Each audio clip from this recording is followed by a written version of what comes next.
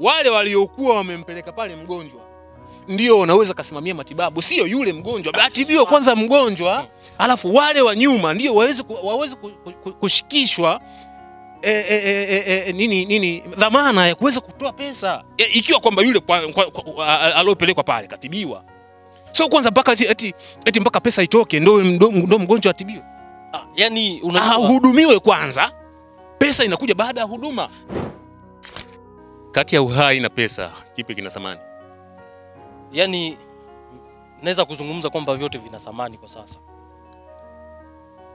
Kwa sababu wewe unahitaji dawa ambazo unahitaji. Uhai unanunuliwa? Uhai ununuliwi, lakini dawa zinanunuliwa. Kuna sehemu ambayo wanagawa uhai? Hakuna. Sasa unaenda hospitali, unamkuta eti unamsubiria daktari ndani ya masaa 3. Ukiwa uko unasubiria huduma ya daktari yule, yani unajua kuna vitu vingine vinaumiza kuna vitu vingine vinakera. Yani kuna vitu vingine ambavyo yani ukivifikiria kwa akili ya kibinadamu havipo.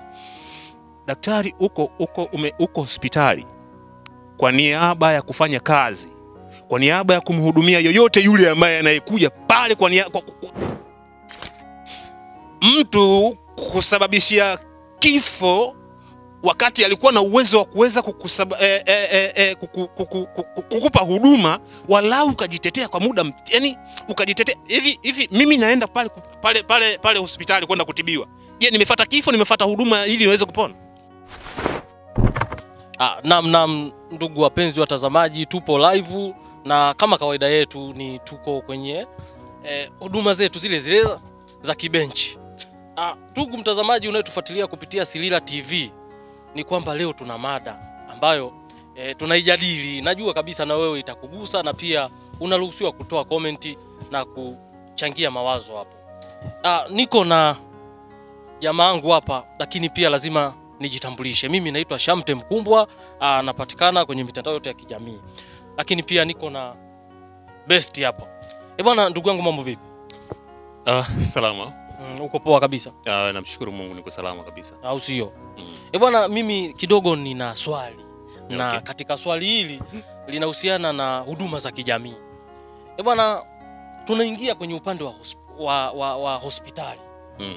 Yani inakuwaje binadamu anapokuwa mahututi na anafika kabisa pale hospitalini, alafu unakuta madaktari wanakuambia huyu hatuwezi kumtibia mpaka alipie. Je, ni sahihi mtu yuko hoi mahututi mpaka alipiwe ndio aanze huduma, au ilitakiwa waanze huduma pesa ndio ifuate? Asante sana kwa swali zuri ambalo umelitoa. Kiukweli mada ambayo umeongea ni mada ambayo yani ilikuwa akilini mwangu na ilikuwa ikinitesa kila siku. Nilikuwa natafuta pa kusemea, ila leo kibenchi kimenialika na kuweza kutoa mada hii. Leo inabidi niweze kusema tu kwamba si kweli na si sahihi, na hakuna usahihi wa aina yoyote ile kusema kwamba mtu lazima aweze kutibiwa ndio aweze amini kwamba mtu ili aweze kupata matibabu lazima kwanza aanze kutoa pesa afu ndio aweze kutibiwa. Ni jambo ambalo si sahihi. Sasa leo tupo na Silila TV na watazamaji wake. Tunataka ufunguke. Ni kiasi gani wewe unakerekwa?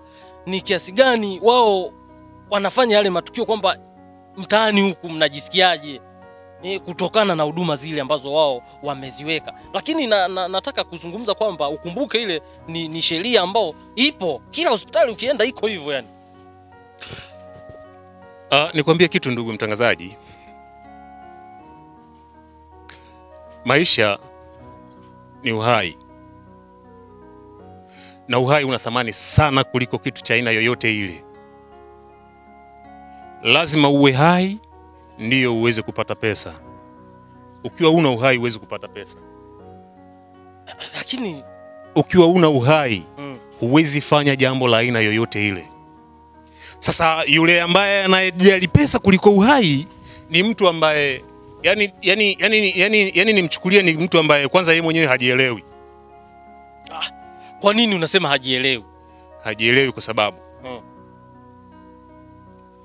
kwa mfano, daktari yuko hospitali kwa ajili ya kumsubiria mgonjwa. Ina maana mimi nikiumwa nikienda hospitali, mimi ndo ajira yake. Afanye kazi yeye ili aweze kulipwa pesa. Safi kabisa. Yaani hawezi kulipwa pesa bila mimi kwenda hospitali pale. Na pia hapo hapo hawezi kulipwa pesa bila wewe kulipa pesa. Si ndio? Nisikilize. Mimi nikienda hospitali, siendi hospitali bure kwenda kujua kwamba naenda kuhudumiwa bure. Mimi naenda hospitali kwanza kwenda kutibiwa, baada ya matibabu ndio natoa pesa. Je, ikiwa kwamba labda pesa ndiyo muhimu kuliko uhai ambao mgonjwa akaenda kuweza kutibiwa ili aweze kurudi kwenye hali yake, unamwachaje kumpa huduma ikiwa kwamba wewe kipaumbele chako pale ni kuweza kutoa huduma dhidi ya mgonjwa ambaye ameletwa pale?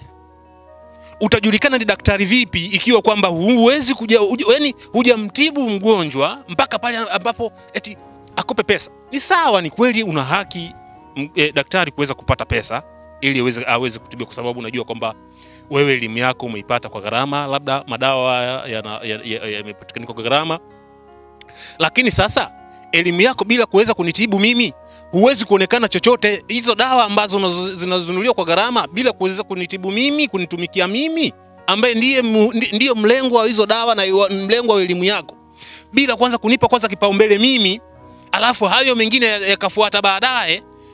Yani ina maana kwamba hapo hamna ile tuseme kwamba ule utu wa kuweza kujua kwamba labda huyu ni mwanadamu, huyu ni mtu ambaye anatakiwa kwanza uweze kutetewa uhai wake. Kwa sababu yani thamani ya uhai mwanangu, yani uhai ni kitu yani sijui nituzungumzie jana. Uhai ni thamani, kitu cha thamani sana mzee. Sawa, uhai ni kitu cha thamani, lakini sana. Pia tuko katika ulimwengu ambao tunaendeshwa na mifumo ya pesa.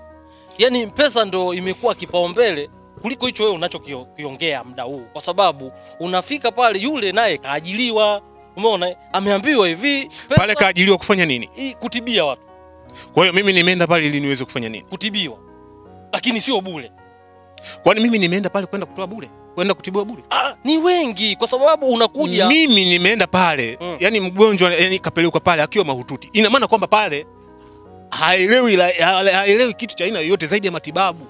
Wale waliokuwa wamempeleka pale mgonjwa ndio wanaweza kasimamia matibabu, sio yule mgonjwa. Atibiwe kwanza mgonjwa, alafu wale wa nyuma ndio waweze kushikishwa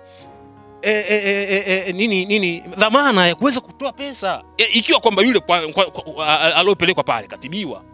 Sio kwanza mpaka eti mpaka pesa itoke ndio mgonjwa atibiwe. Yani hudumiwe kwanza, pesa inakuja baada ya huduma.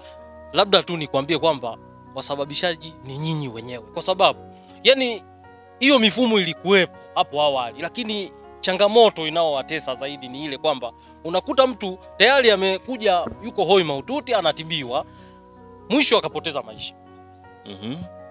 Wana ndugu, mna tabia ya kususa. Sisi mnaambiwa gharama bwana, hapa hii gharama, huyu mtu katika jitihada zetu imepelekea mpaka tumegharamia vifaa, mashine, gharama inakuja kwenye 800,000, 600,000. Umeona? Ndugu, mnaanza kujirudisha nyuma kwa kusema hela yote hiyo ya nini? Kwanza mtu wenyewe kashafariki. Sisi tunataka mwili. Mwili huu utatokaje bila kulipiwa? Umeona? Pale mnaanza sasa kurudi kuwalaumu madaktari kwamba wao kwa nini wanaweka kipaumbele pesa. Ni kwa sababu ya hizi. Umeelewa? Yani hichi ambacho mmekisababisha nyinyi, kwamba umekuja unataka mgonjwa wako atibiwe, yuko hoi mahututi, lakini pia unasahau kwamba daktari yeye sio mtu ambaye anatengeneza uhai. Yeye yuko katika upande wa kusaidia swala la mgonjwa, kwamba huyu kama anahitaji damu imepungua ongezewe, lakini sio kwamba anazuia kifo. Umenielewa? Kwa maana hiyo kwamba ukija ukisema huyu mtu amefariki kwa sababu ya nini, wanasema kwa sababu ya kukosa huduma. Kukosa huduma kwa sababu kuna yani hapo endelea kwanza, endelea kwanza. Umeona? Yani unazungumza kwamba huyu mtu amekufa kwa sababu ya kukosa huduma.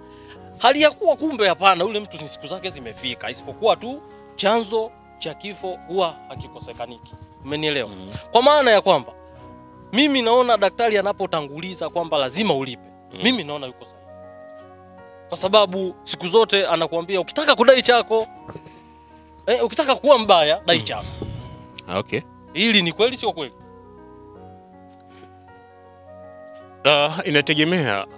Inategemea kwamba unadai nini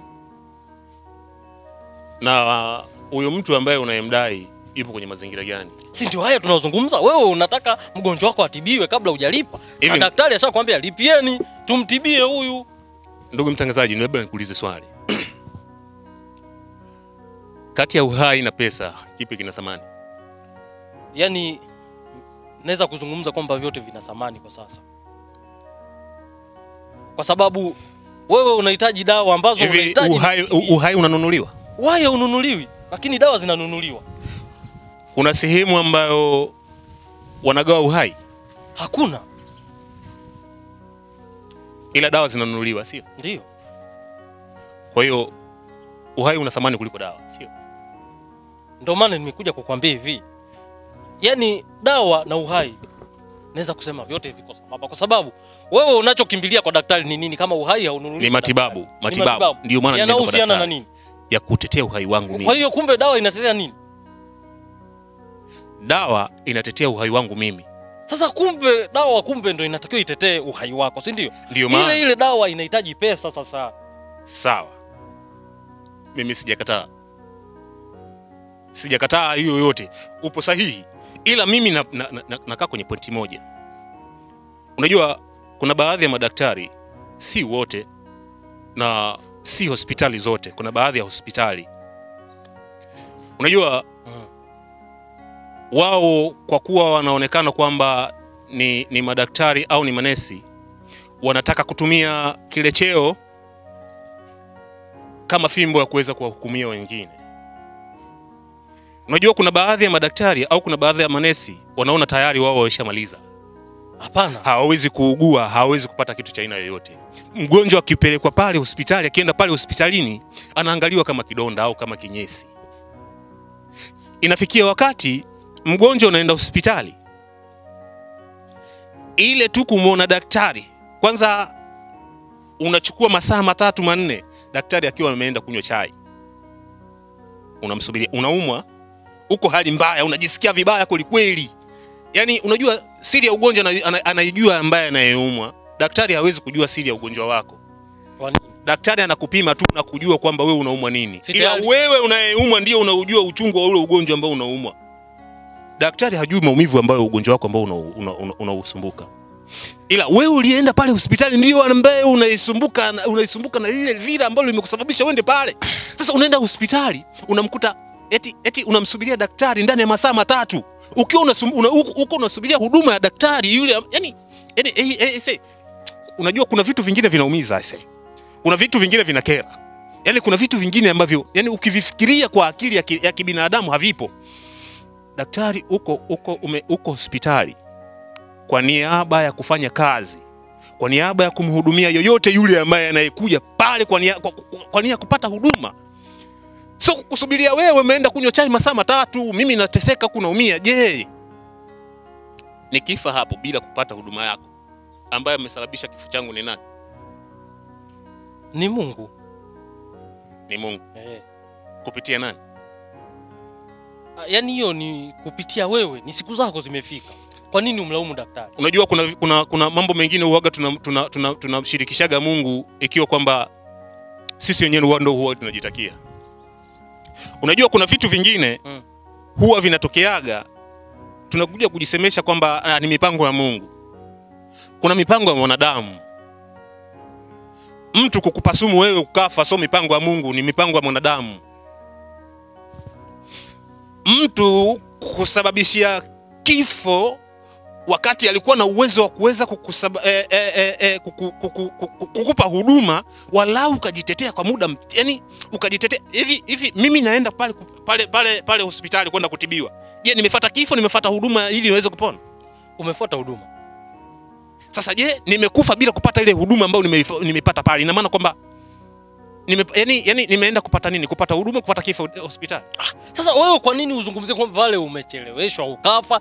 Kwa nini usizembe kwamba yani unajua kuna kitu kinaitwa siku ikifika. Wewe unajua ndio maana nikasema asilimia kubwa mnaleta ile upingamizi, mnalaumu. Yani mnachojua ni kulaumu. Isipokuwa kwamba unafika wewe hospitali mtu anakuambia bwana hebu subiri, umeona? Wewe unasema mimi uniangalie sio nini? Mtu ukafa pale. Kasababisha daktari ndo kasababisha. Kwa sababu gani kachelewesha kumpa huduma, umeona? Hivi vitu huwa mimi naona mnakosea sana. Niseme kitu kimoja. Leo nipo kwenye kibenchi cha Sirila TV. Ndio. Ndio sehemu yangu pekee ya kuweza kuongea ya kweli. Sababu hichi kipindi chenu kinafundisha na kuelimisha. Kweli kabisa. Na kinawafikia wengi. Hapa sio kusema kwamba tunachekesha au tunaongea vitu ambavyo havina pointi, ni vitu vyenye pointi. Sawa. Mimi nataka niseme kitu kimoja. Naomba niongee tena, niangalie mbele. Binadamu ijue thamani ya mwanadamu mwenzako. Binadamu ijue hali ambayo inayomkuta mwanadamu mwenzako.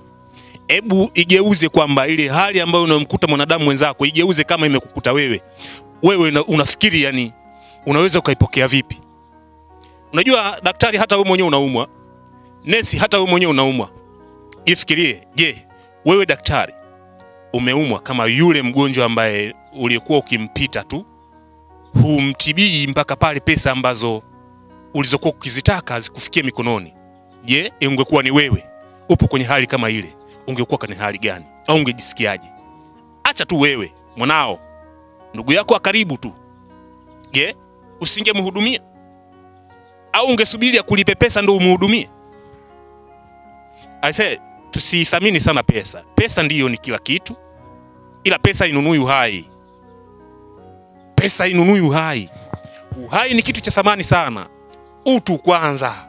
Utu kwanza, mjali kwanza ambaye anayekuja kutetea uhai wake. Mjali ambaye anayekuja kutetea afya yake kwako wewe daktari ambaye uliosomea hiyo afya. Hujasomea wewe pesa. Umesomea kuweza kuhudumia afya ya mwanadamu.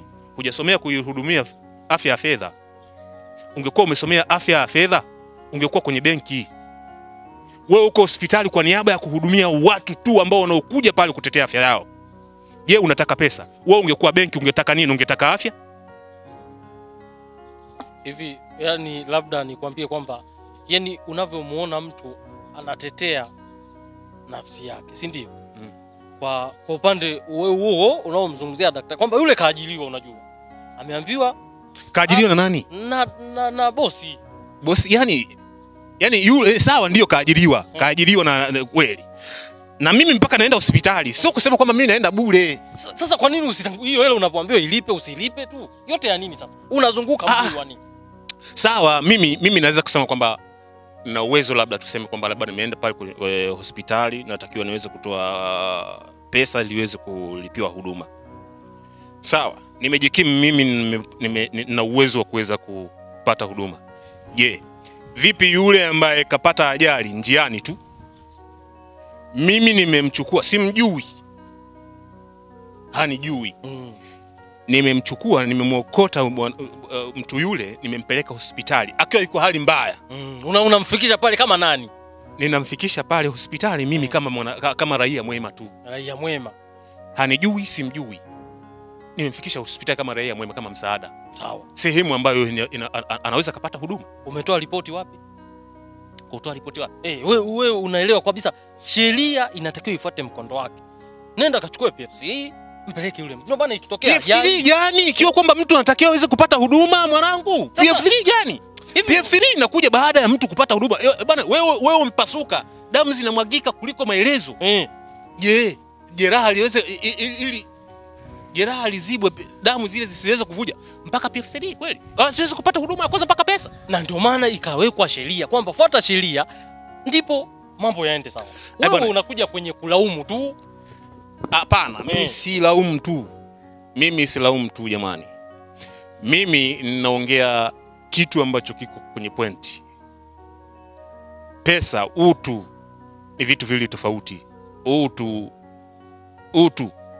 ni kitu kimoja kizuri sana na kitu kimoja kikubwa sana. Kwanza tukitanguliza utu wanadamu, hakuna mapungufu ya aina yoyote, hakuna kudharauliana, hakuna kuchukuliana kawaida. Tunaweza kila mmoja akasimama kwa wakati wake, kwa nafasi yake, na akafanya vizuri tu.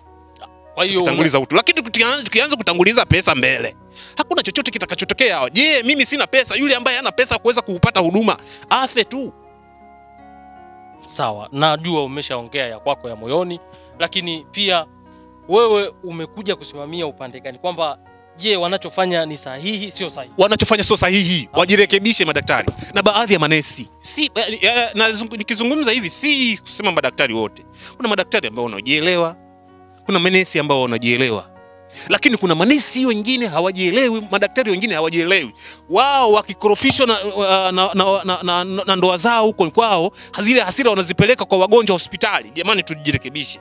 Sehemu ya kazi, tuende kwenye kazi, tusimame kwenye kazi, tujali utu wa kazi, tujali thamani ya kazi.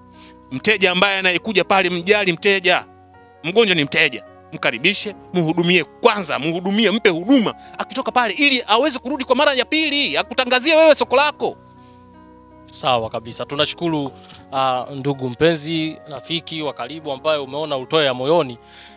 Ndugu wapenzi watazamaji mnaotufuatilia kupitia Silila TV, nadhani mmemsikia mwenzetu hapa kiu yake, mlalamishi yake, anazungumzia tena. Bado sijamaliza tu, nimeamua tu nikate tu. Umeamua ukate? Nimeamua nikate. Sawa, unajua una jazba.